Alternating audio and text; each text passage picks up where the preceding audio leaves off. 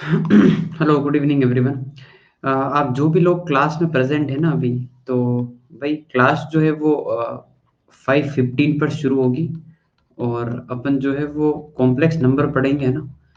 Actually क्या है कि अभी फिज़िक्स की क्लास से जो है वो टाइमिंग क्लैश हो रही है, ठीक है ना? तो अभी एक फिज़िक्स की क्लास चल रही है बच्चों की, तो वो जैसे ही खत्म होगी एंड देन विल स्टार्ट, ठीक है? ओके, तो आप 5:15 है ना? 5:15 पर आप आ जाएँ, है ना? 10 मिनट का आप भी ब्रेक ले लें, then will start complex number. Okay, है ना?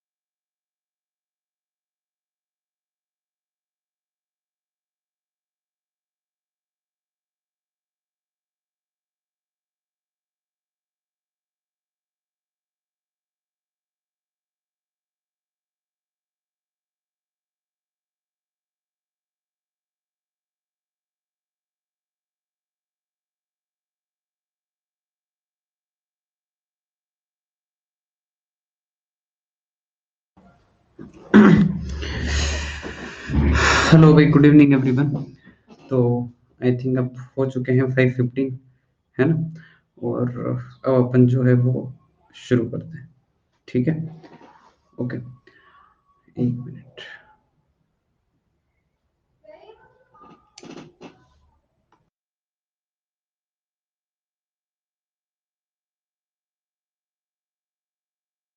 ठीक है, तो अपन आई थिंक 5:15 हो चुके हैं, वो क्लास भी ख़त्म हो गई है। मैं एक बार और सर को मैसेज करके पूछ लेता हूँ।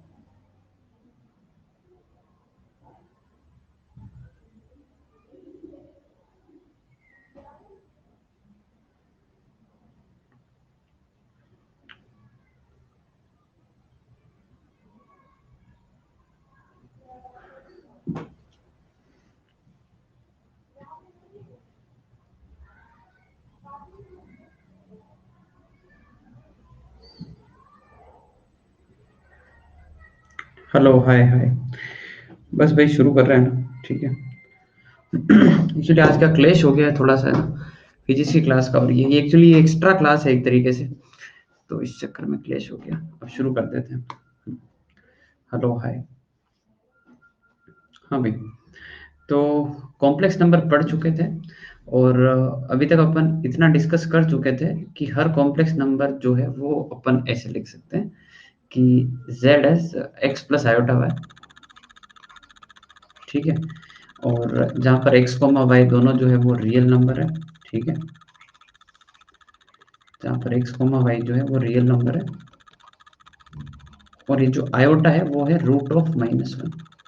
ठीक है, और इसके ऊपर अपन ने छोटी छोटी बातें कर ली थी कि आयोटा स्क्वायर जो है वो -1 होता है, आयोटा क्यूब जो है वो माइनस आयोटा होता है, आयोटा की पावर 4 जो है वो 1 होता है, और सिमिलरली आयोटा की पावर 5 जो है वो आयोटा हो जाएगा, और ऐसे चलता रहेगा। ठीक है, और इस x को अपन बोलते हैं रियल पार्ट ऑफ z, और y को बोलते हैं इमेजिनरी पार्ट ऑफ z। ठीक है, और छोटे छोटे क्वेश्चन जो है अपन कर चुके थे, जैसे जस्ट गिव मी मिनट। एक मिनट।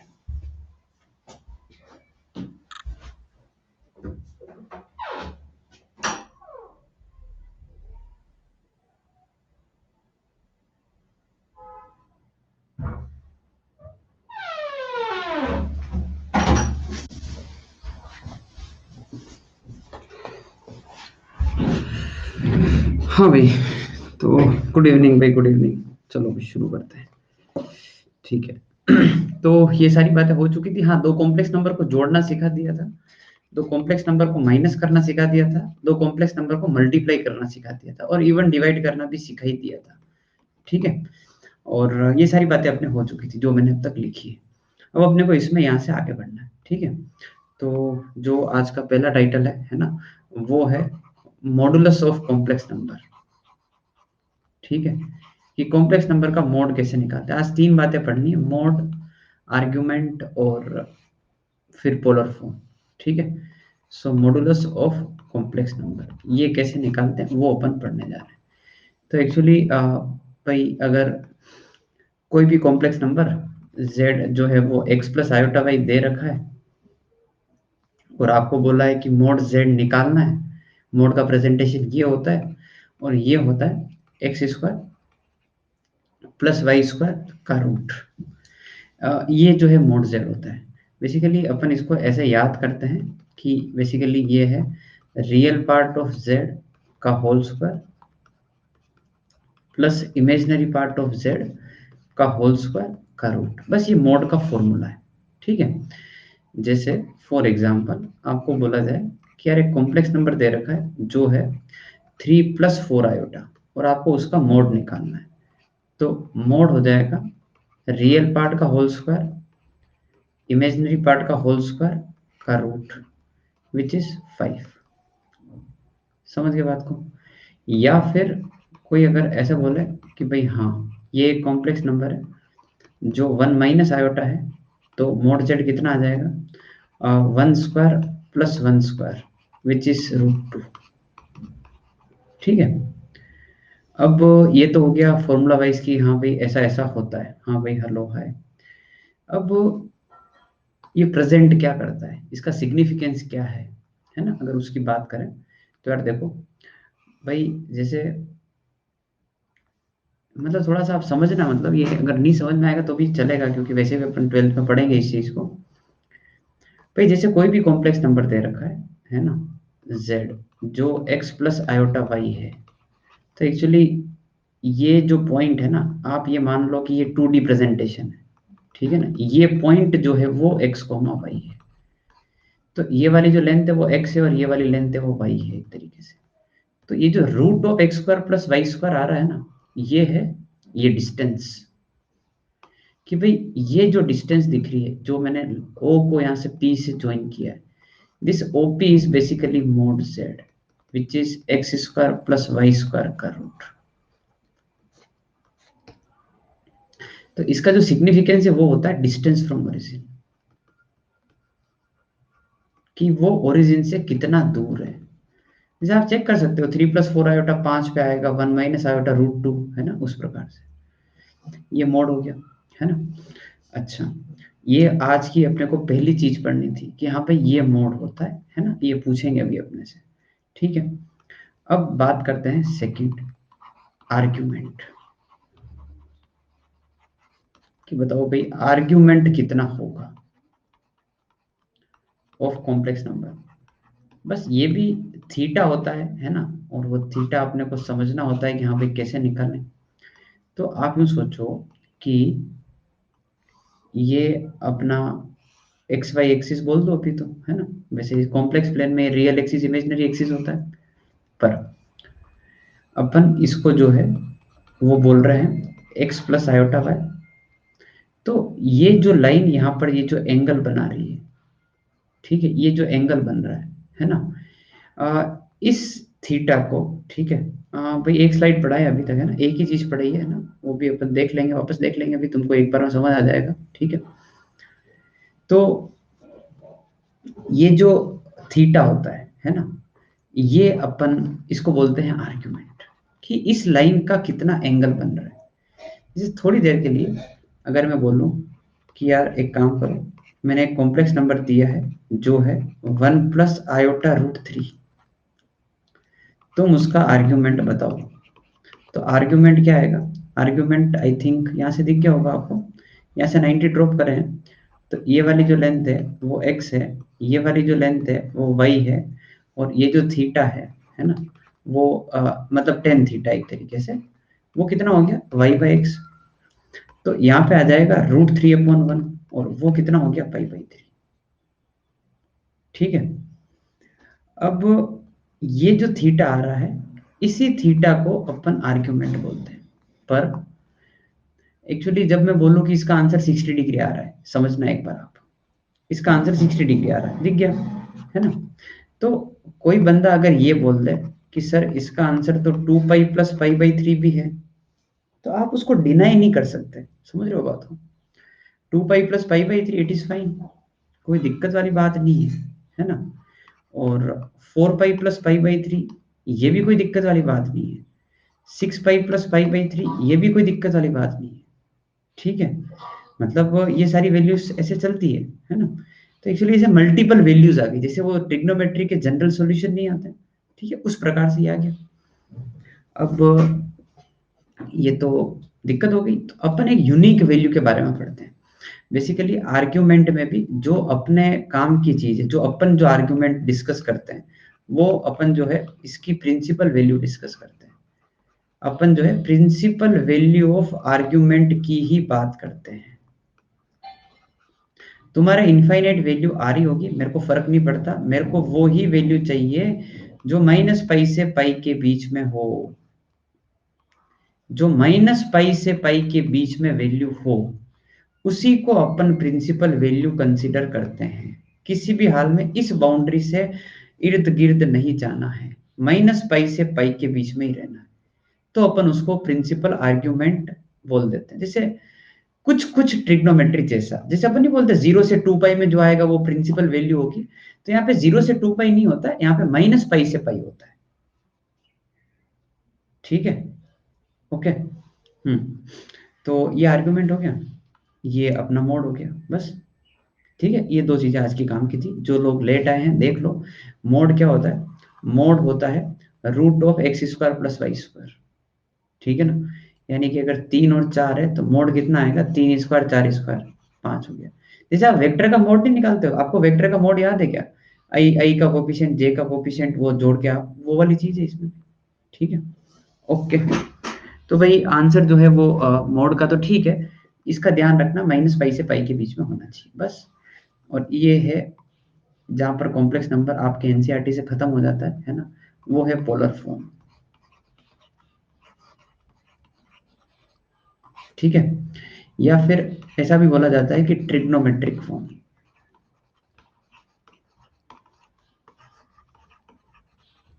ठीक है भाई, तो क्या सीन है यहाँ पर? हम्म। हाँ, पोलर कोऑर्डिनेट जो है वो, ठीक है, ओके। अरे ओए, ये सिलेबस में नहीं है, वो सिलेबस में नहीं है, तुम रुक जाओ थोड़ी देर, ठीक है। है ना? सब है ना? सब है सिलेबस में। ठीक है, आपके सीबीएसई में 1 साल के लिए नहीं रहेगा, अगले साल फिर से आ जाएगा, है ना? पर आईआईटी के सिलेबस में ये अमर है। ठीक है ना? ये अमर है, मतलब ये आएगा। ठीक है, ये कोरोना वोरोना हो गया, उनको फर्क नहीं पड़ता।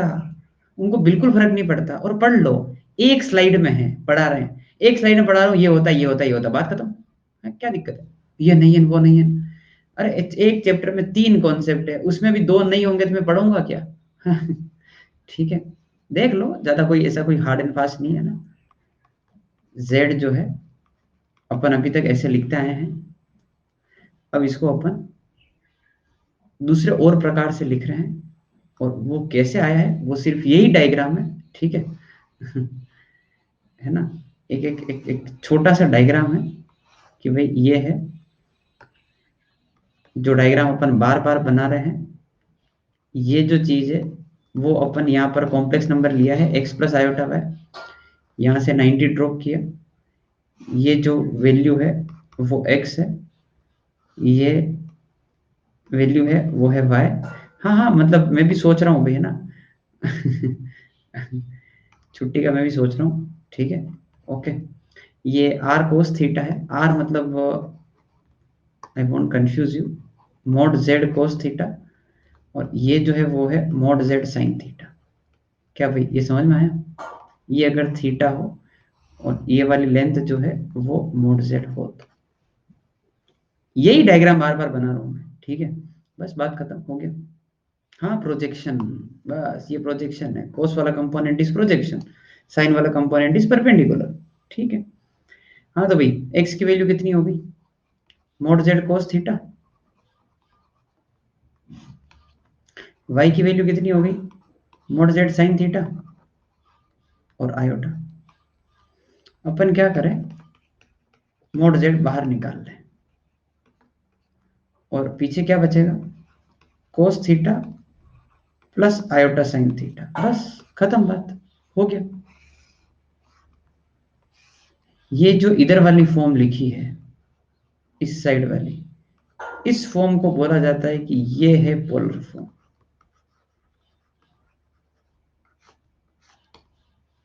ठीक है, बस खत्म।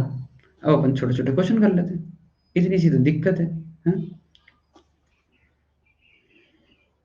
शुरू करें? छुट्टी क्यों? देखते हैं छुट्टी उट्टी तो, ठीक है।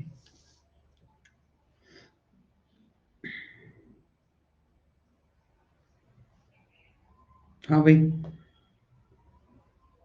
शिखर बैच शुरू हो गया। आज तुम्हारा फिजिक्स की क्लास भी हो गई। आज एक ही क्लास है वापस, फिजिक्स की भी, मतलब पूरे ओवरऑल एक ही क्लास है। हो गई, ठीक है। भैया ना देखो, मैं आपको बता देता हूँ, मतलब आप थोड़े से ज़्यादा समझदार हो, ठीक है ना? थोड़ी सी बात इसको समझोगे आप, जो वो कल लोगेरिथम पढ़ा है ना, ठीक है, बस वो हो गया। ठीक है, मैं ज़्यादा से ज़्यादा 2-4 क्वेश्चन और करा दूंगा लोग के, ठीक है ना, और बस, और फिर अपन क्वाड्रेटिक पे आ जाएंगे। ठीक है, ये थोड़ा ध्यान रखना, मतलब खासकर आपके लिए, मतलब आपको ये ना लगे कि वो तो 11 से शुरू हो गया। ठीक है। हाँ हाँ, डीपीपी एक्चुअली डीपीपी अभी बन गई है, बस जस्ट इस क्लास के बाद अपलोड कर रहा हूँ, लेट हो गया मैं यार। कल मैं भी बाहर था, इसलिए क्लास के तुरंत बाद अभी आ गया हूँ मैं। ठीक है, तो मैं आपको डीपीपी तभी दे ही रहा हूँ, हो सकता है हाथों हाथ ही अपलोड कर दूँ मैं। ठीक है, कर लेना। अच्छा ठीक है भाई, पोलर फॉर्म हो गया। क्वेश्चन कराता हूँ छोटे छोटे। एग्जाम्पल 1, एक कॉम्प्लेक्स नंबर दे रखा है जो है 1 plus iota root 3, actually -1 plus iota root 3 है ना। पहला क्वेश्चन, फाइंड मॉड जेड, फिर थीटा, फिर पोलर फॉर्म, तीनों ही लिख लो मतलब। ठीक है, find z, theta and polar form.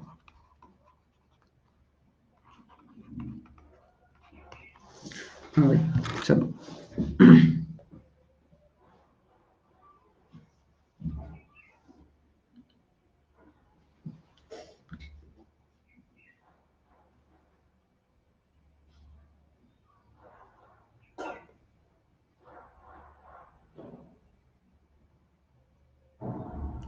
Mod Z कितना आ रहा है भाई बताओ।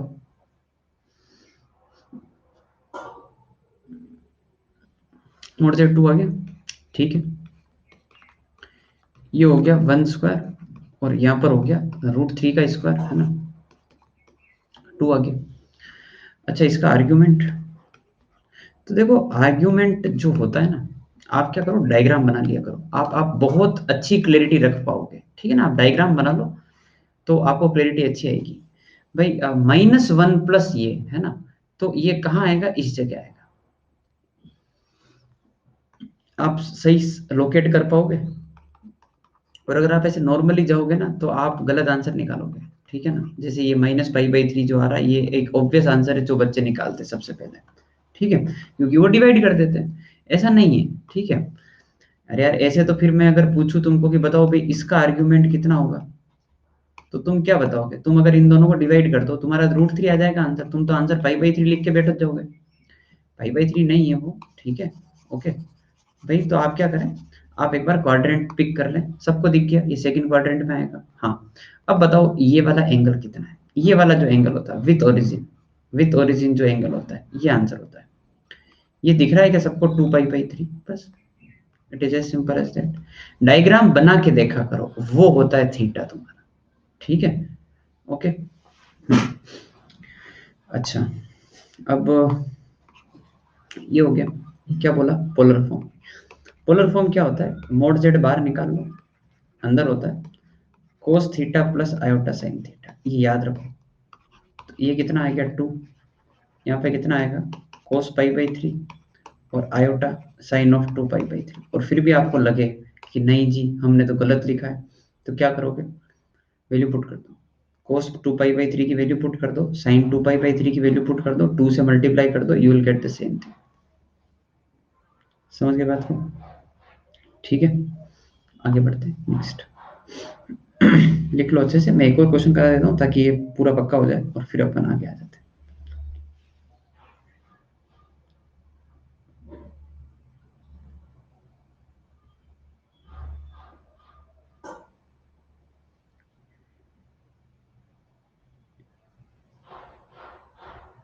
डन। ठीक है, अब तुम एक क्वेश्चन तुम मेरे को करके बता दो। ठीक है, एग्जाम्पल 2, वही तीनों चीजें निकालनी। ठीक है, तीनों चीजें वो की वही निकालनी।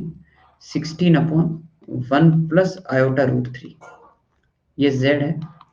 आप तो लास्ट वाला क्वेश्चन लिख लो, उसमें तीनों ही काम आ जाएंगे। Convert z into polar form.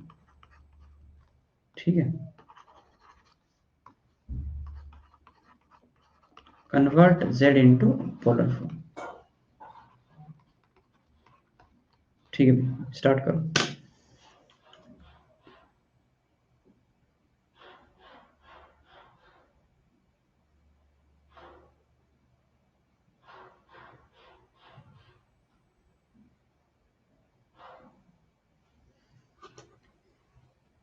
पहले इसको ढंग से लिखो। तो क्या करोगे सबसे पहले आप,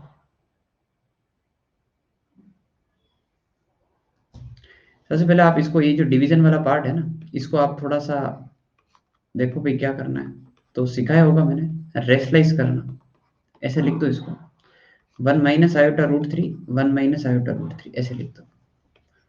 ठीक है, तो ये 16 इंटू 1 माइनस आयोटा √3, यहाँ पर a plus B, A minus B कितना हो गया, A square minus B square, तो ये आ जाएगा 16, 1 माइनस आयोटा रूट 3, ठीक है, और डिवाइड बाय 1 प्लस 3, तो ये आपको दिख गया क्या, 4 into 1 minus iota root 3, yes, mod z is 8, शाबाश, ठीक है। देखो एक बार तो ये दिख रहा है क्या,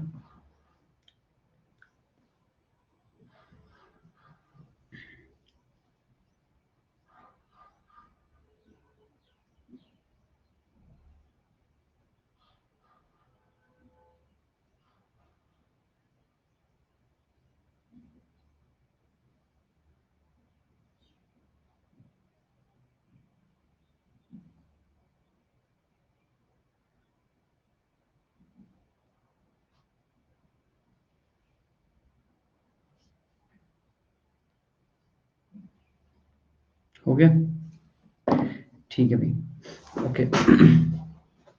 तो ये आ गया अपने यहाँ तक, है ना। अब देखो इस 4 को तो भले आप बाहर रहने दो, या फिर आपकी इच्छा हो कि नहीं सर हम तो 4 भी अंदर लेके जा रहे हैं, तो हाँ ठीक है भाई, ये तुम्हारा कॉम्प्लेक्स नंबर, मोड जेड निकालना है, मोड जेड हो गया 4 स्क्वायर और 4 रूट 3 का होल स्क्वायर, ठीक है, तो ये आ जाएगा 64, है ना, ठीक है, 48 और 16 है ना, 64, 64 का आ गया 8, ठीक है। आर्ग्यूमेंट निकालना, आर्ग्यूमेंट बिना डायग्राम बनाए मत निकालना, ठीक है, क्योंकि उसके लिए लोकेशन जानना बहुत जरूरी है, इसकी कहाँ पर है ये 4 और -4 रूट 3, तो ये तो यहाँ पे आ जाएगा इस जगह पर। हाँ मेरे को डिवाइड करने पे दिख गया वो रूट 3 वाला एंगल है 60 डिग्री, तो वो ऐसे 60 डिग्री, ठीक है। तो अपन इसको जो है वो कैसे लिखेंगे, आई थिंक -60 लिखेंगे अपन, क्योंकि उल्टा जा रहे हैं अपन इसमें, एंटी क्लॉकवाइज डायरेक्शन में, तो इसका थीटा जो है वो कितना हो गया, -60 डिग्री। तो इसका जो पोलर प्रेजेंटेशन है वो क्या होगा, जो होता है ना कि मोड जेड बाहर cos theta plus iota sine theta, so that is, ये तो हो गया 8 कोस ऑफ -π/3 और आयोटा साइन ऑफ -π/3, ठीक है ना, ओके। तो ये मेरे हिसाब से तो कॉम्प्लेक्स नंबर आपका हो चुका है ना, ये जैसे क्वेश्चन किया, ठीक है, ये आपका कॉम्प्लेक्स नंबर यहाँ पर खत्म हो जाता है। अब आप मेरे को बताओ कि अपन जो है वो अगला चैप्टर लिमिट पढ़ लेते हैं, लिमिट तो है आपके, छोटा छोटा जो लिमिट है जो एनसीईआरटी में है वो बता दूं मैं आपको, या फिर कोई और चैप्टर शुरू करें, बताओ, आई थिंक लिमिट तो होगा आपके।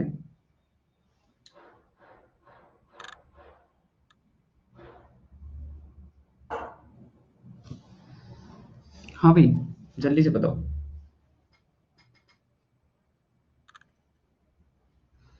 लिमिट्स तो है, लिमिट्स एंड डेरिवेटिव छोटा छोटा है ना, तो हेडिंग डालो, ये आपके एनसीईआरटी का 13th चैप्टर है ना।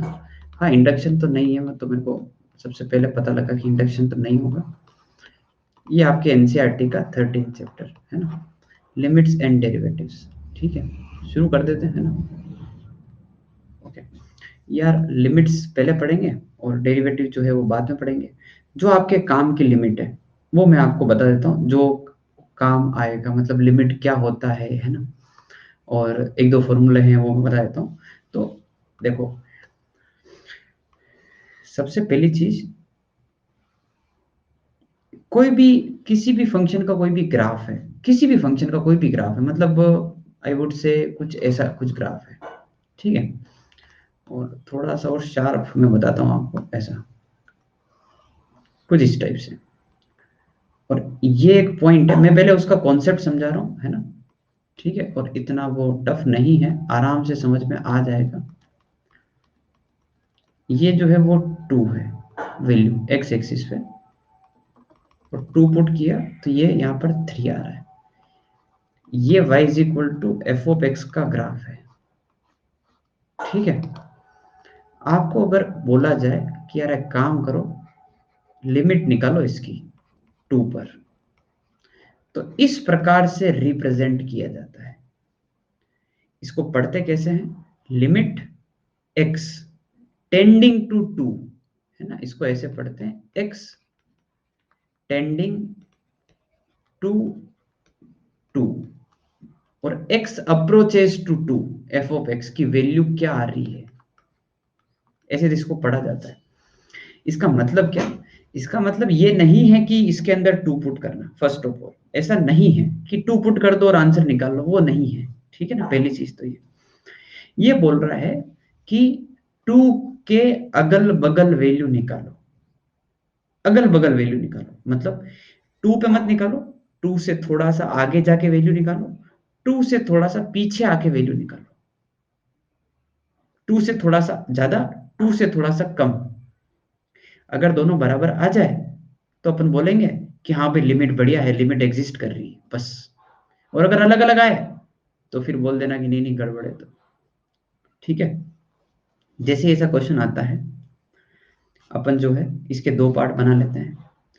एक बार अपन निकालते हैं limit extending to two plus पे।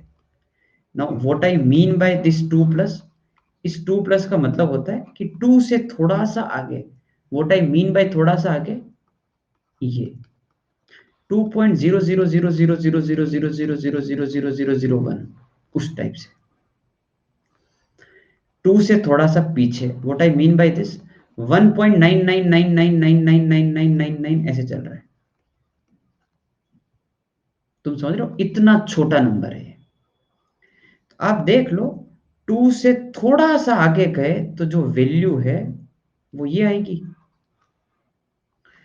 तो टू पर थ्री है तो थ्री से थोड़ा सा कम आएगा। समझ गए क्या बात को? ठीक है, थ्री से थोड़ा सा कम आएगा, ये थ्री से थोड़ा सा कम, and that will be 2.999 type से। सही बात है ना? टू से पीछे आकर वैल्यू देखी तो भी तो सेम ही आएगी, लगभग लगभग 2.9999 वो भी आएगा, उसकी वैल्यू भी थ्री से थोड़ी सी कम ही होगी। और इन दोनों को अप्रोक्सीमेटली थ्री बोलकर अपन ये बोल देते कि हाँ ये दोनों बराबर आ रहा है। तो इसमें जो है वो लिमिट एग्जिस्ट करती है। समझ में आई क्या बात? ये है लिमिट का कॉन्सेप्ट। अब कहां पर लिमिट एग्जिस्ट नहीं करेगी वो भी मैं आपको बता देता हूं। जैसे देखो, मान लो ऐसा कुछ क्वेश्चन देते हैं, मैं आपको है ना सिर्फ है ना मतलब सिर्फ बेसिक फंडा बता रहा हूँ, मैं डिटेल में नहीं बता रहा हूँ कुछ भी चीज। ठीक है, जितना आपके एनसीईआरटी में है उतना ही बता रहा हूँ। मान लो ऐसा कुछ दे दिया, ये टू है, ये वाली वैल्यू जो है वन है, ये वाली वैल्यू जो है वो टू है। ठीक है, ये एक्स एक्सिस, ये वाई एक्सिस, ये y equal to F of x का ग्राफ। हाँ, limit extending to two F of x निकालना है कि क्या आएगा क्या आएगा क्या आएगा। दो पार्ट बना है, limit extending to two plus, limit extending to two minus. हाँ भाई बताओ, टू से आगे क्या वैल्यू आ रही है? तो टू से आगे गए थोड़ा सा और ऊपर देखा। हाँ भाई क्या बोलूं इस वैल्यू को? टू से थोड़ा सा ज्यादा बोल दूं? हम्म, ठीक है, टू से थोड़ा सा कम, टू से थोड़ा सा कम आपको दिख रहा है? ये टू से थोड़ा सा पीछे आकर अगर आप सोचते हो तो ये वन से थोड़ा सा कम है। अगर मैं राउंड ऑफ भी कर दूं, राउंड ऑफ करना ही होता है मतलब कि हाँ ये टू ही है, लगभग लगभग ये वन ही है, तो क्या ये दोनों बराबर है क्या? ये दोनों बराबर नहीं है। तो इसमें क्या बोलेंगे? इसमें बोलेंगे लिमिट डज नॉट एग्जिस्ट।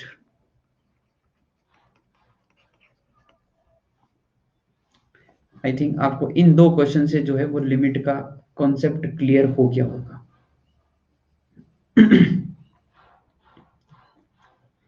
ठीक है भाई। अब कुछ कुछ क्वेश्चनों में दिक्कत आती है इसमें, देखो वो दिक्कतों के लिए फॉर्मूला बनेगा, देखना है ना। तो लिमिट का सिग्निफिकेंस क्या है? अच्छा सवाल है। लिमिट का कोई सिग्निफिकेंस नहीं है। ठीक है, एक्चुअली ऐसा है कि अगर तुमने कुछ सुना है ऐसा कंटिन्यूअस फंक्शन, अब यार पूरा ट्वेल्थ में घुस जाना पड़ता है इसके लिए, तुमने कुछ सुना है ऐसा कंटिन्यूअस फंक्शन? कि ऐसा फंक्शन जिसका ग्राफ बनाते हुए पेन ना उठे, चलता रहे चलता रहे चलता रहे, है ना? नहीं सुना है? कोई बात नहीं, तो फिर आप सिग्निफिकेंस नहीं जान पाएंगे। ठीक है भाई, आगे बढ़ते हैं।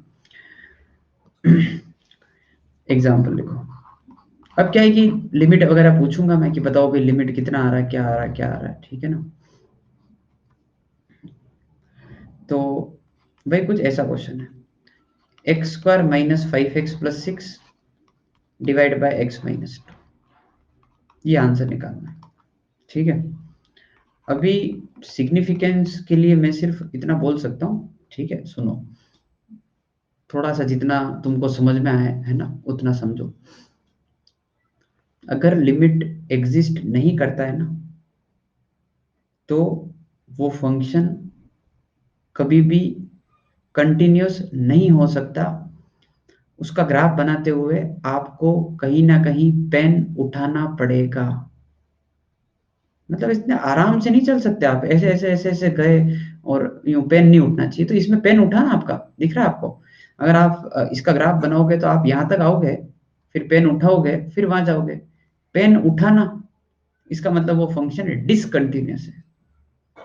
तो अगर लिमिट बराबर नहीं होती ना तो फंक्शन डिसकंटिन्यूअस होता है। ये इसका मोटा मोटी सिग्निफिकेंस आपके लिए, जितना भी आपको आता है उस हिसाब से, ठीक है।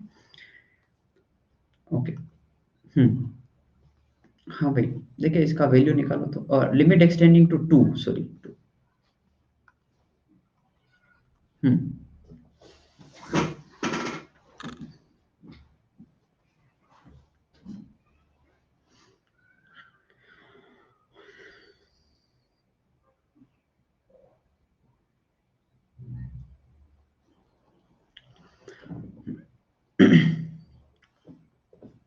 ग्राफ नहीं बनाना है, देखो तुम सीधा वैल्यू पुट करो एक बार। वैल्यू मतलब टू के आसपास की वैल्यू। तो भाई मन में तो आपके ये आएगा ना कि सर हाँ 2 - 2 0 हो रहा है, दिख रहा है।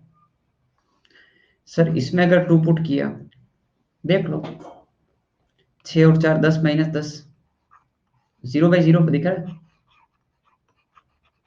अब 0/0 इस दुनिया में कुछ होता है क्या अपने लिए? 0/0 तो कुछ नहीं होता है, इट इज नॉट डिफाइंड अपने हिसाब से, है ना, कुछ भी नहीं होता, मतलब अपन कुछ कर भी नहीं पाएंगे। तो इस प्रकार की दिक्कत हमेशा आएगी और इसको अपने को हटाना पड़ेगा। अब यार मेरे को दिख रहा है कि ऊपर वाला जो क्वाड्रेटिक है वो फैक्टराइज हो सकता है। हाँ -1 आ जाएगा भाई, ठीक है, सही, ऐसा हो सकता है। और इसमें मैं अगर लिमिट एक्सटेंडिंग टू 2 पुट करूं, ये और ये तो गया, ठीक है। फिर अगर मैं इसमें 2 पुट करता हूं तो 2 - 3 आंसर कितना आ जाएगा? -1। समझे क्या बात को? ठीक है। अरे x-2, लास्ट में क्या होगा, जब यहां पर आएंगे ना, तब इसके दो पार्ट बनते हैं, 2 + 2 माइनस, पर कोई मतलब नहीं, राउंड ऑफ करके आप उसका आंसर जो है वो -1 ही लिखने वाले हो, ठीक है। तो ये वाली फॉर्म आपको हटाना आनी चाहिए। ये आपके सबसे इंपॉर्टेंट क्वेश्चन में से एक हो गया, इस प्रकार का क्वेश्चन। इसको बोलते हैं फैक्टराइजेशन मेथड, कि आपने फैक्टराइजेशन किया और एक फैक्टर उड़ा दिया। अभी आपने अगर थोड़ा थोड़ा भी समझ लिया ना, बहुत हेल्प करेगा 12th में, ठीक है। ओके, जब मैं सबको पढ़ा रहा हूँ तब आप एक अलग जोन में होंगे, हाँ ये आता है हमको, ठीक है, ठीक है। अच्छा, जैसे मैं एक और क्वेश्चन दूँ, 1 मिनट है, मैं एक और क्वेश्चन दूँ तुमको कि निकालो x³ - 2x² divide by x² - 5x+6, ठीक है। 1 मिनट है आपके पास, है ना, निकालो इसका आंसर।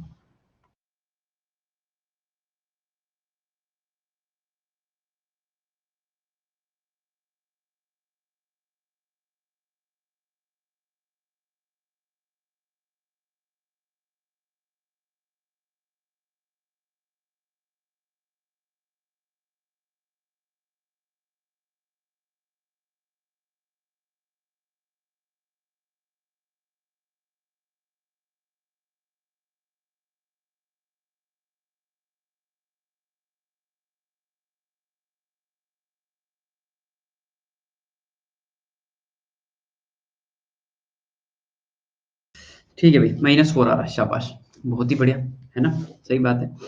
यार देखो, x² कॉमन निकाल लिया ऊपर से, x - 2, और यहाँ पे लिखा अपन ने x - 2, x - 3, और इसमें अपन ने अप्लाई कर दिया लिमिट एक्सटेंडिंग टू 2, ये गया यहाँ पर 4 और ये -1, तो आंसर जो है वो कितना आ गया -4।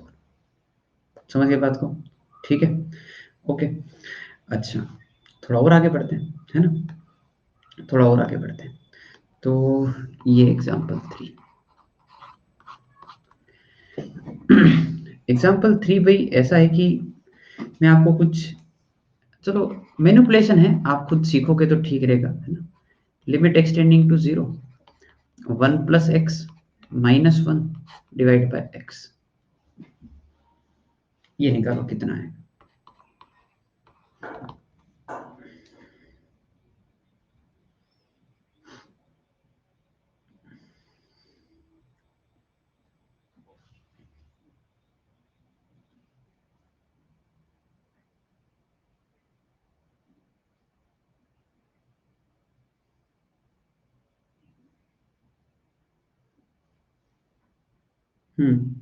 हाफ, ठीक है भाई। देखो, अभी अगर आप सीधा 0 पुट करते हो तो नीचे वाला पार्ट 0 बन रहा है, ऊपर वाला पार्ट 0 बन रहा है, 0/0 आ रहा है, दिक्कत है। ठीक है, तो क्या करें अपन? यार थोड़ा ऐसा फील आता है कि रूट दिखते ही रेशनलाइज कर लेना चाहिए। तो मैंने एक्चुअली वही किया, ये जो दिख रहा था ना, इसको सिंप्लीफाई करना है मेरे को, तो कैसे भी करके तो मैंने इसको ऐसे लिखा, इसी के कॉन्जुगेट से मल्टीप्लाई और डिवाइड कर दिया। तो ऊपर जो a + b a - b लिखा है ना, वो a² - b² हो जाएगा। तो एक्चुअली वो ऐसा आएगा कि रूट ऑफ 1 + x, है ना, का होल स्क्वायर -1 का whole square divide by x into root of x + 1 + 1। ठीक है, तो ये आ जाएगा 1 + x - 1 divide by x into x + 1 + 1। ठीक है, लिमिट एक्सटेंडिंग टू 0। आपको समझा क्या? 1 से 1 गया और x से x गया। और अब अगर आप 0 पुट कर दो तो 1/0 + 1 1 और 1 1/2। सोचो एक बार अच्छे से। ठीक है, तो ये तो हो गई कि छोटे छोटे क्वेश्चन तो आप ऐसी मैनिपुलेशन से कर लें। कई फैक्टराइजेशन कर लिया, कई रेशनलाइजेशन कर लिया, ये दो मेथड आपके मेन हो गए। ठीक है, अब मैं आपको दो फॉर्मूला पढ़ा देता हूँ बस। ठीक है,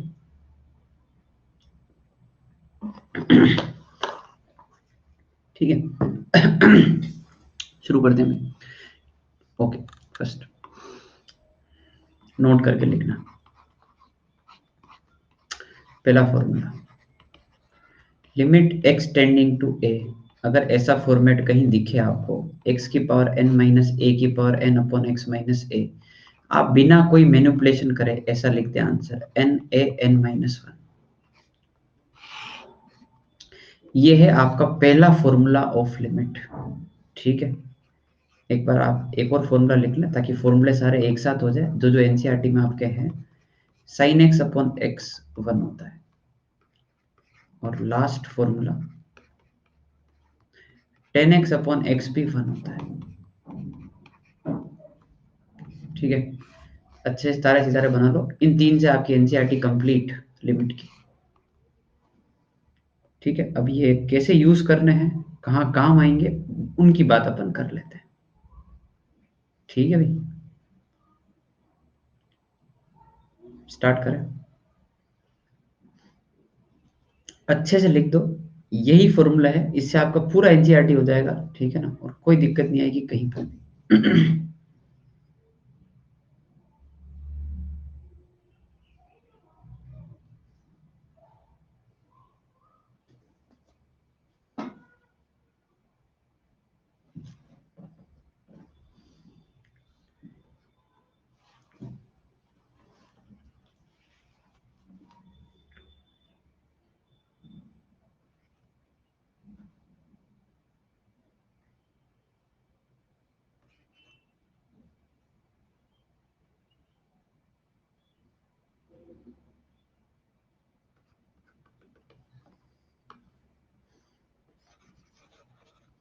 हाँ भाई, शुरू करें।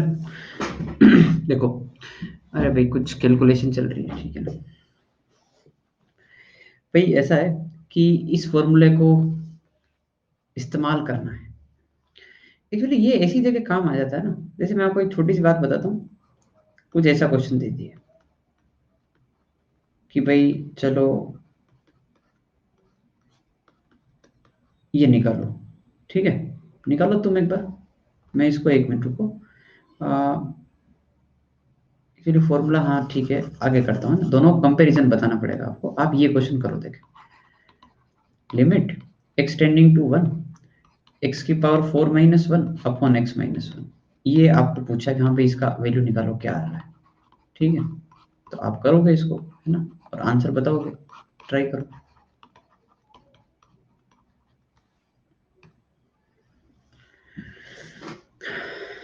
तो मान लो आपको वो फॉर्मूला नहीं आता है ना, आप तो क्या करोगे इसमें, आप तो ऐसे करोगे ना कि x² - 1 x² + 1 फैक्टराइजेशन।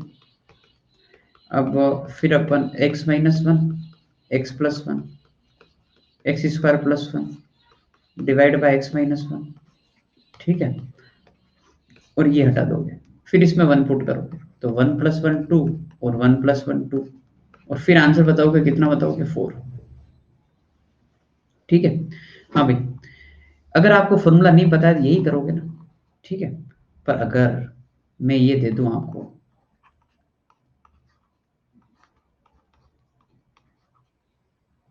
तो क्या ऐसे फैक्टराइजेशन करने थोड़ी बैठोगे।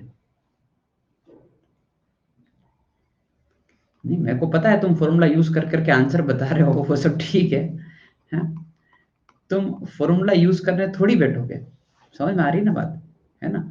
तो मैं इस एग्जांपल के थ्रू ये बताना चाह रहा हूँ कि इस फॉर्मूले की जरूरत क्यों पड़ रही है ना, फॉर हायर पावर्स। दिक्कत क्या होती है, अगर आप इसमें ए पुट करते हो तो ये ए की पावर एन बनता है, ये ए बनता है, और ये जीरो बन जाता है, ये जीरो बन जाता है, 0/0, ये आंसर है। एन है n - 1, ए क्या होता है, लिमिट होता है ना। ये फॉर्मूला अपन ने यहाँ पे यूज किया कि एन ए n - 1, 15 1 15 - 1, 15 1 की पावर 14 एंड 15। समझ गए बात को, ठीक है। फॉर्मूला यूज करना आ गया, ठीक है ना। और किसी को जानना है कि नहीं फॉर्मूला सर कैसे आया, कहाँ से आया, तो तुमको फील आता है, ये एक जीपी का सम लिखा है, मतलब कुछ ऐसा जीपी का सम जैसा दिखता है क्या, नहीं दिखेगा कभी भी, है।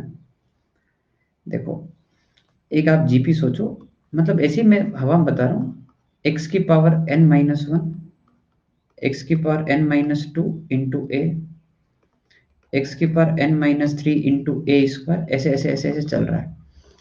इस जीपी का जब सम करोगे ना, तो इसका सम जो है ना, एन टर्म्स तक यही आ जाएगा, ठीक है। तो फिर आपको समझ आ जाएगा कि ये लिमिट इधर भी लगा दो, इधर भी लगा दो, काम हो जाएगा। अभी खैर इतना डिटेल में जाना ही नहीं है, एनसीईआरटी के अकॉर्डिंग पढ़ना है, कोई नहीं पूछेगा आपको, ये फॉर्मूला है, बात खत्म। अब इसके ऊपर छोटे मोटे सवाल मैं बता देता हूँ, ठीक है। ये तो स्टैंडर्ड सवाल था, ठीक है। चलो, अगर आपको अब कोई ये पूछे कि हाँ भाई बताओ, limit x tending to 1, x की पावर 15 - 1 अपॉन एक्स की पावर 10 - 1 कितना होगा।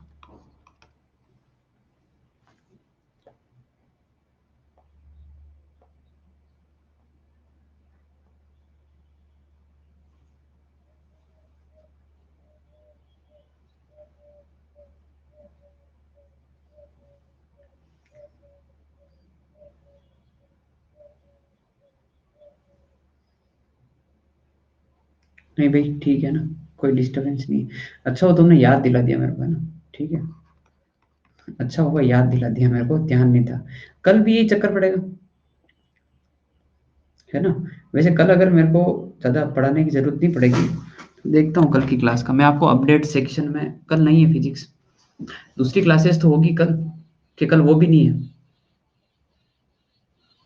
कल कोई क्लास नहीं क्या, मतलब शिखर बेच की केमिस्ट्री कब से शुरू हो रहा है।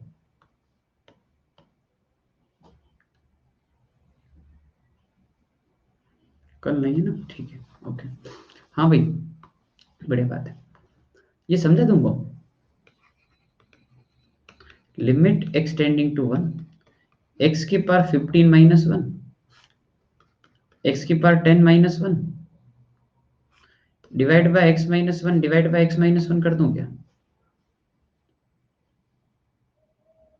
क्या बोलते हो? मेरे दिमाग में वो फॉर्मूला बन रहा है, इसको 15 कर दूंगा, इसको 10 कर दूंगा। दिखा क्या तुमको भी? अब ऊपर अलग फॉर्मूला बन गया, नीचे अलग फॉर्मूला बन गया। ऊपर वाले का आंसर 15, नीचे वाले का आंसर 10।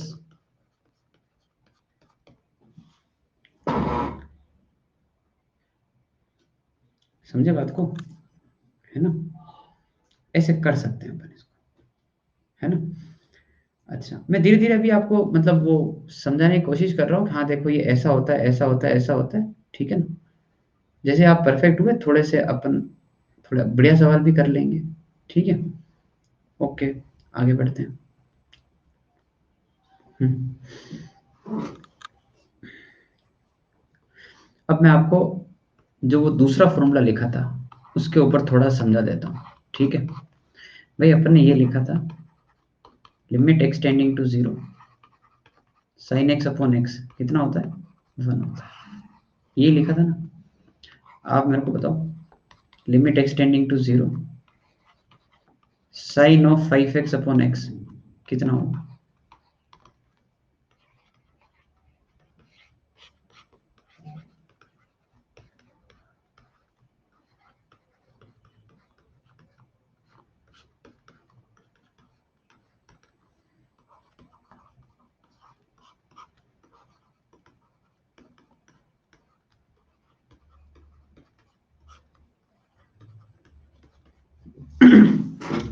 शुरू करें? देखो, ऐसा है concept, logic, funda. Zero put करने पर जो एंगल यहां पर दे रखा होता है, वो का वो एंगल अगर यहां होता है, तब जाके आंसर कितना आता है? 1 आता है। 0 डिवाइड बाय सेम 0 है ना? तो अपन जो है क्या करें? जैसे मैंने इस क्वेश्चन को देखा तो समझा मेरे को कि limit x tending to 0 sine of 5x divide by 5x होना चाहिए, तो मैंने ये 5 से डिवाइड कर दिया और 5 से मल्टीप्लाई भी कर दिया। अब मैं बिल्कुल आंख बंद करके अब मैं जो है इस पार्ट को कितना बोल सकता हूं? ये 1 है, तो आंसर कितना हो गया? 5। समझे बात को? आगे बढ़ो, अगले वाले का बताओ।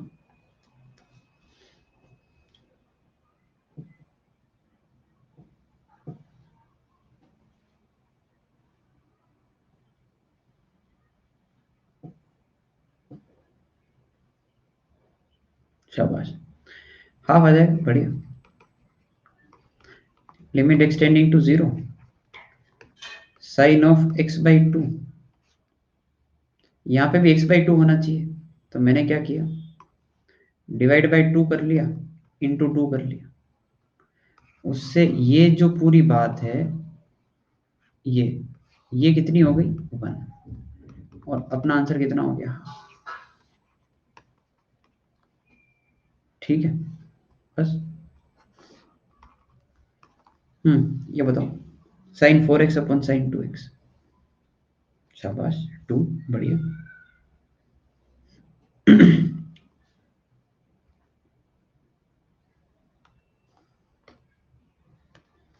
देखो, ये हो जाएगा ऐसे, limit extending to 0 sine of 4x divide by 4x into 4x।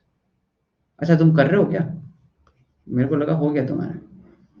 करो भाई, करो। कर रहे हो तो बहुत ही बढ़िया बात है, करो।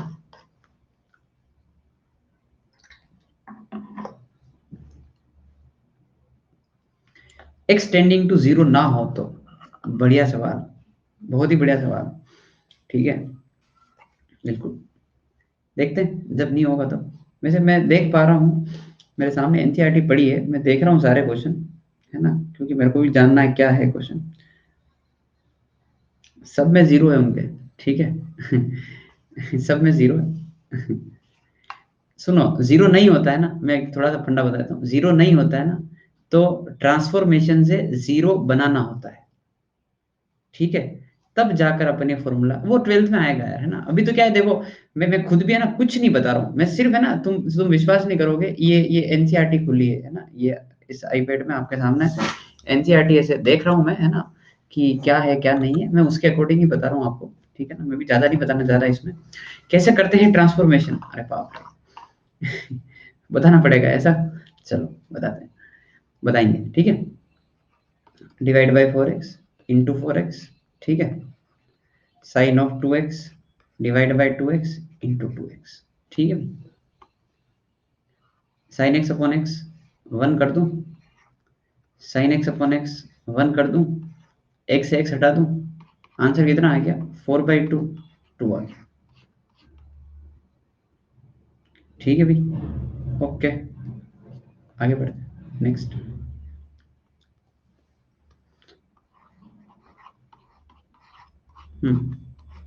Limit x tending to 0 sine x into ten 3x divide by x square,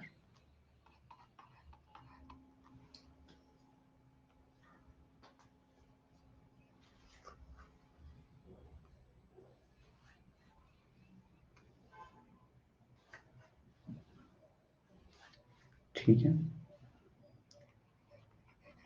3 आ जाएगा, शाबाश, ठीक है? लिमिट एक्स टेंडिंग टू 0, करते रहो आगे, तुम तो है ना, sine of 5x plus 2x divided by 3x plus sine of 2x,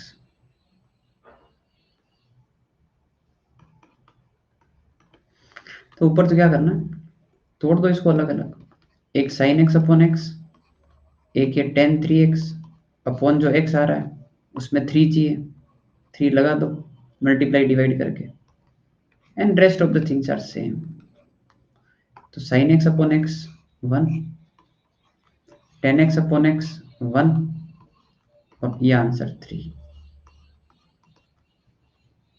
ठीक है?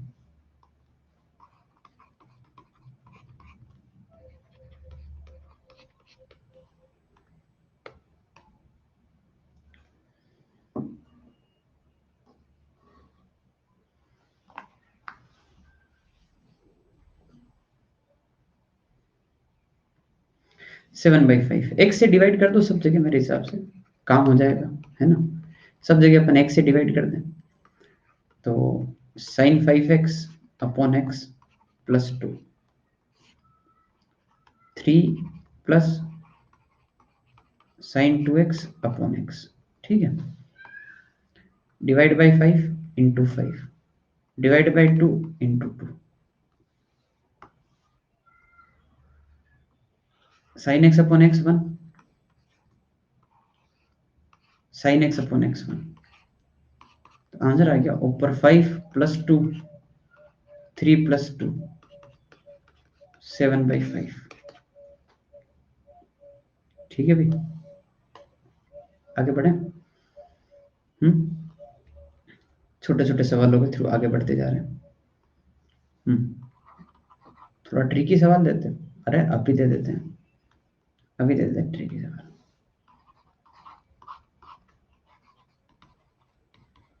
Limit extending to 0 1 minus cos x by x square,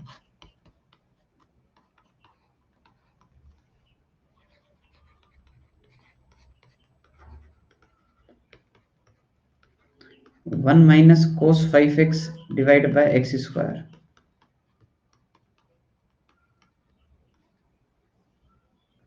अच्छा, तुमको आते हैं ये सब, हैं? तुमको आते हैं क्या? हम्म, बढ़िया, नहीं आता है, अच्छा, तो फिर ऐसे रिएक्शन काहे दे रहे हो, हैं? क्या सर, ऐसे क्या सवाल देते हो?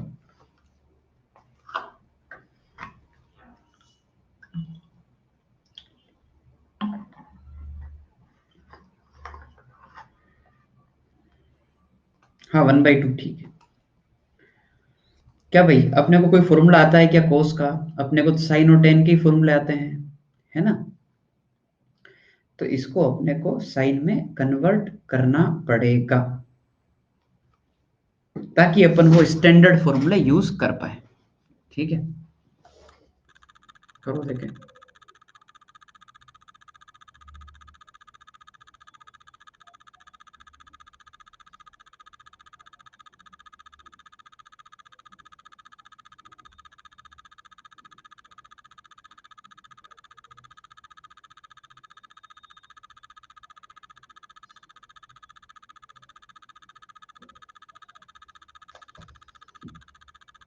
हाँ भाई, हाफ एंगल में जाना पड़ेगा आपको। ऐसे लिखें इसको, 1 - 2 sine square x by two. ठीक है, okay, divide by x square, limit extending to zero. 1 से 1 गया, तो इसको कैसे लिखोगे? Limit extending to zero, 2 sine square x by two. अच्छा, ये साइन स्क्वायर है, दो बार साइन चाहिए होगा, है ना? तो ये एक्स स्क्वायर है, इसको लिखा x into x, divide by two into four. एक ही बात है क्या? और इस पूरे को साइन एक्स अपॉन एक्स का होल स्क्वायर टाइप से 1 कर सकते हैं क्या? आंसर हाफ आ जाएगा।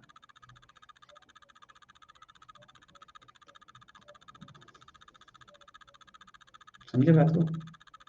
ठीक है। अब आगे वाला क्वेश्चन तो मैंने एक्चुअली ऊपर वाले क्वेश्चन को देख के दिया है। अब आप जानते हो कि भाई ये भी एक्चुअली एक स्टैंडर्ड फॉर्मूला होता है, पर एनसीईआरटी पढ़ते हुए इसको याद नहीं करते हैं। पर अब मैंने ऐसे ही इस क्वेश्चन के बेसिस पे ये एक और क्वेश्चन डाल दिया। 12th में तो याद करना पड़ेगा, 12th में तो याद करना पड़ेगा, ये तो एक स्टैंडर्ड फॉर्मूले की तरह होगा। पर हाल फिलहाल अभी आपके नहीं है ऐसे क्वेश्चन ज़्यादा, ठीक है ना? तो आप इस फॉर्मूले को देख के कर लो यूज़, और नहीं करना हो तो फिर वैसे ही जैसे ही कर रहे हैं हर बार। ठीक है, इसको देख के बनाना है। हाँ भाई, सेकंड का आंसर जो है वो है 25/2, करेक्ट।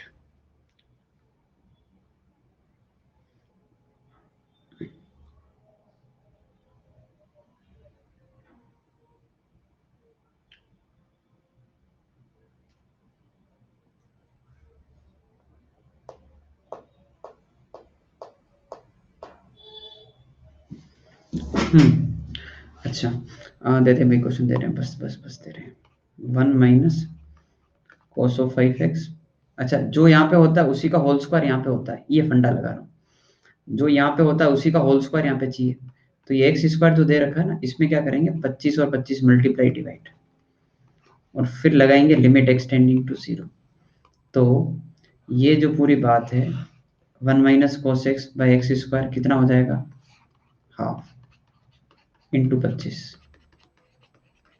ठीक है, 25/2। ओके, आगे बढ़ते हैं next.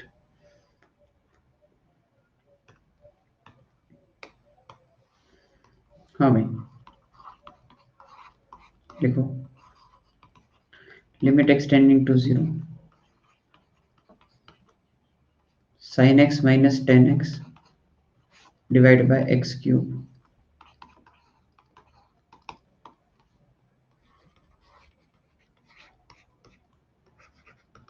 Limit x tending to zero,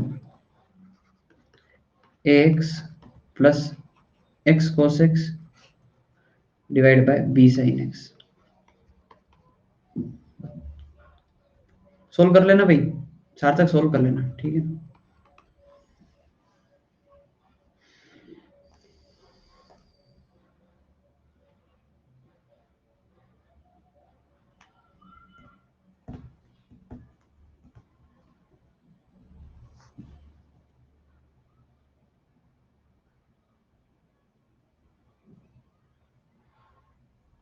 first का जीरो नहीं है,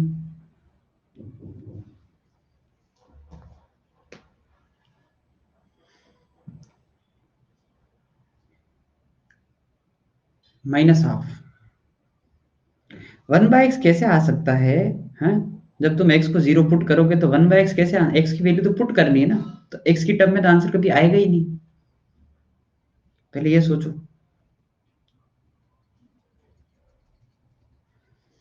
तो मैंने क्या सोचा कि भाई साइन एक्स कॉमन लिया जा सकता है ऊपर वाले पार्ट से, दिख रहा होगा।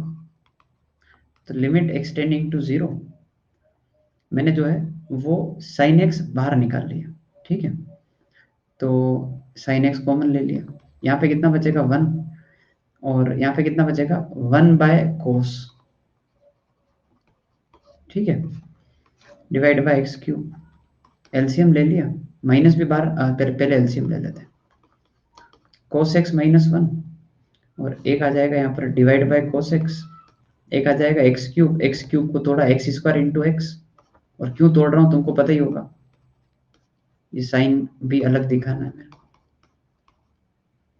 ठीक है। यहाँ तक आराम से एक बार इस बात को डाइजेस्ट करो कि हाँ ये ठीक लिखा है, ठीक है। हाँ, अलग अलग नहीं कर सकते ऐसे, वो नहीं, लिमिट एक साथ पुट करते, कभी भी ध्यान रखना लिमिट एक साथ पुट करते हैं पूरे क्वेश्चन में। ऐसा नहीं होता है कि इसकी अलग निकाल लो इसकी अलग निकाल, पूरा एक साथ चलता है, ठीक है। तो जैसे मैं भी करूंगा, मैंने अभी तक कहीं लिमिट पुट नहीं की, मैं सिर्फ मैनिपुलेट कर रहा हूँ, ठीक है, देखना अभी। वो पार्शियल लिमिट कहलाता है। साइन एक्स अपॉन एक्स कितना हो गया 1, ये वैल्यू कितनी है सोच के बताओ।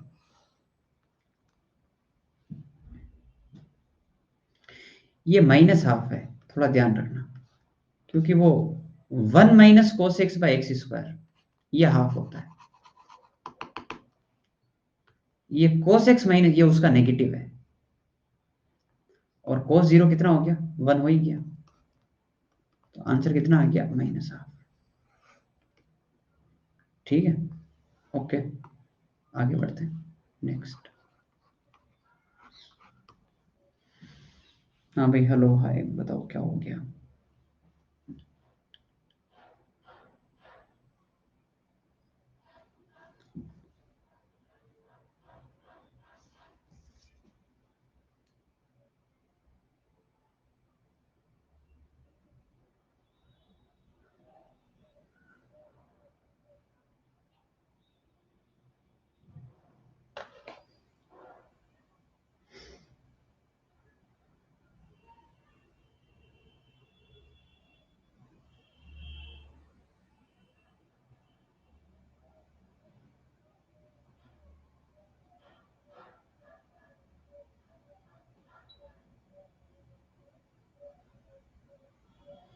नहीं भाई, ये पिछले कोर्स की क्लास नहीं है, ठीक है, ये पिछले कोर्स की क्लास नहीं है। अरे महारथी, ये पिछले कोर्स की नहीं है, ये तो हम ऐसे ही एनसीईआरटी का पढ़ रहे हैं बस, है ना, ठीक है। ऐसे ही जो ये 12th, सॉरी 11th में जो एग्जाम होता है ना, उसका पढ़ रहे हैं बस, वो अलग ही चल रहा है उधर तो, है ना, ठीक है।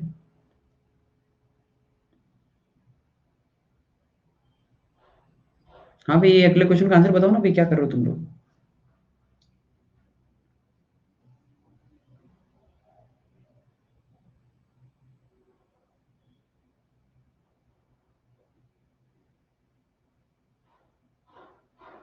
अच्छा, फर्स्ट प्रिंसिपल, हाँ, वो भी सिखाएंगे, वो अगली क्लास में सिखाएंगे इनको, ठीक है, कल सिखाएंगे वो।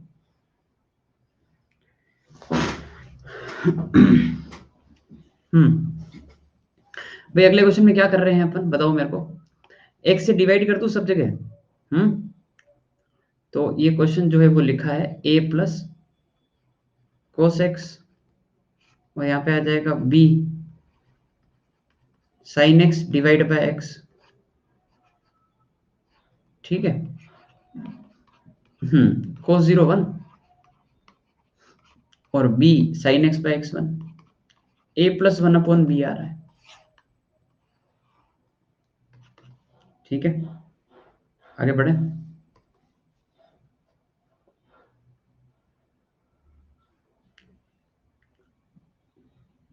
हम्म, एग्जाम्पल 13, भाई पक्का है ना, कल सेम टाइम पे क्लास हो जाएगी अपनी, है ना। न्यूमरेटर पार्ट, न्यूमरेटर में क्या हुआ, ये तो एक्स कॉमन लिया ना मैंने यहाँ से, एक्स कॉमन लिया और नीचे डाल दिया ऐसे, एक से डिवाइड कर दिया सब जगह, तुम तो ये देखो सब जगह एक से डिवाइड मार दिया, और उस साइन एक्स बाय एक्स को नीचे डाल दिया, फिर साइन एक्स अकेला था ना, इसके डिवीजन में भी एक्स आ जाएगा, ठीक है ना। ये और ये उठा के यहाँ पर बस। हाँ भाई, अब आप ये देखो कि ये क्वेश्चन करो, देखें।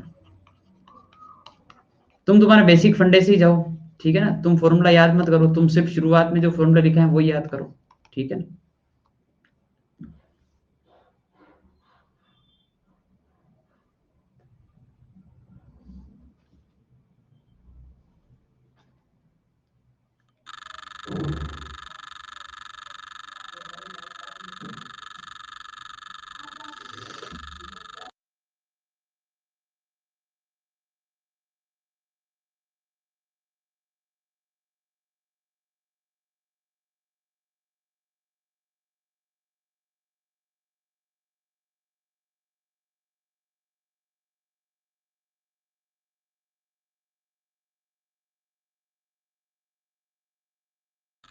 हाँ भाई, हाँ हाँ, ये आपके 11th के एग्जाम के लिए पढ़ा है, सही बात।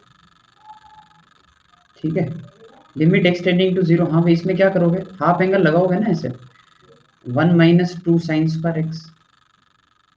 और इसमें क्या लिखोगे, 1 - 2 sin² x/2।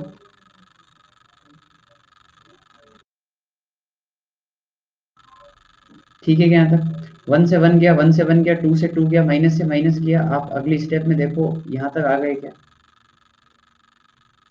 sin² x divide bye sin² x/2।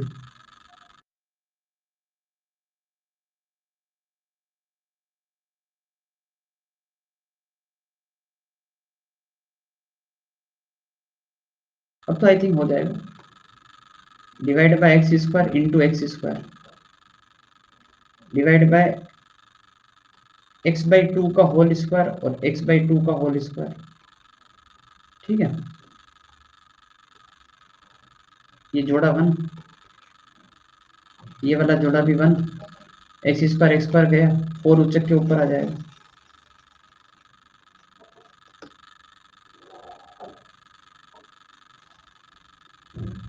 ठीक है,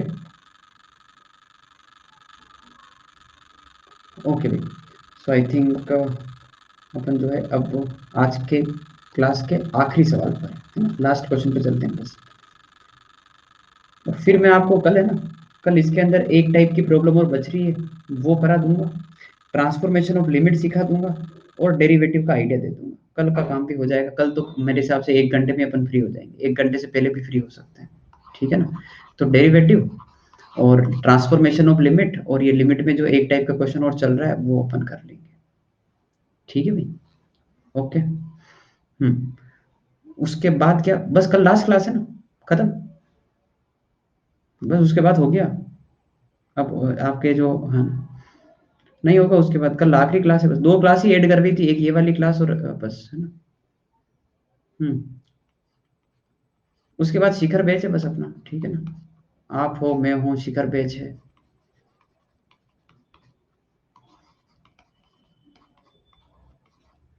करो भी लास्ट क्वेश्चन।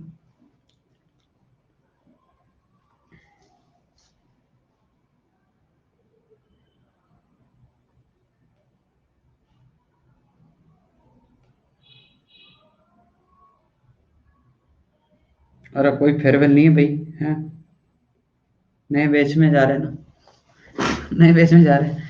फेयरवेल कब होती है, 12th के बाद होती है ना। ठीक है, हाँ भाई।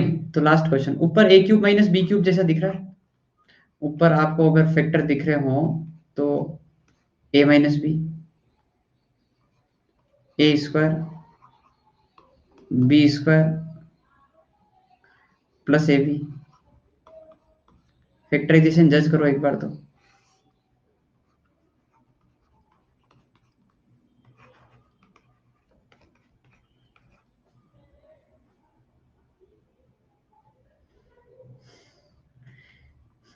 नए जमाने की फेयरवेल मना रहे हो हैं।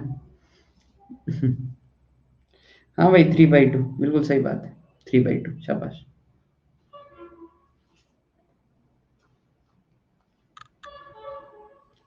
कल फिर से वेलकमिंग नए बैच में। शायद आप जो है बहुत दिनों बाद अनअकैडमी की ऐप पर आए हो, मेरे को ऐसा लगता है। ठीक है भाई, है ना। लग रहा है वो मेरे को। हो गया वेलकमिंग, कल हो गया। कल उस बेच की पहली क्लास भी हो गई शिखर की, ठीक है।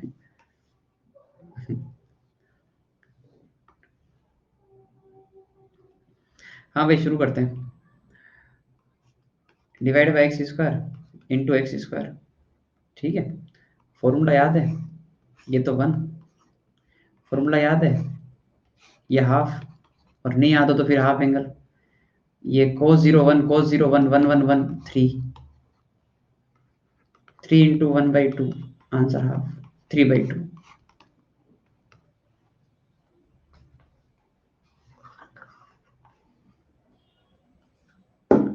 ठीक है भाई, कोई डाउट हो आप पूछ सकते हैं। अरे इसमें तो वैल्यू पुट करनी है ना, cos 0 1 cos 0 1 1 1 1। इधर तो cos 0, ये तो कोई फॉर्म ही नहीं है ना, ये तो कोई दिक्कत वाला काम ही नहीं है, तो डायरेक्ट है, मतलब cos 0 1 cos 0 1 cos 0 1 1 1 1 3। दिक्कत का मतलब समझ रहे हो? दिक्कत मतलब 0/0, ऊपर भी 0 नीचे भी 0, जैसे tan 0 0 डिवाइड बाय 0, उस टाइप से। उसके लिए फॉर्मूला या फिर मैनिपुलेशन, ठीक है। कल आखिरी लेक्चर है भाई, डेरिवेटिव कंप्लीट करेंगे, लिमिट आगे पढ़ेंगे, और कुछ चैप्टर होगा देख लूंगा मैं, ठीक है। सही बात है, जब नीचे जीरो ना आ रहा हो तब है ना, वो अपन वैल्यू डाल सकते हैं, ठीक है। कल कोई वीडियो कॉल कल देखते हैं भाई, है ना। वैसे आपकी क्लास के बाद तुरंत क्लास है यार। ठीक है भाई, अभी तो है ना, अभी के लिए आप जाएं, मेरी तुरंत क्लास है, ठीक है। Bye bye.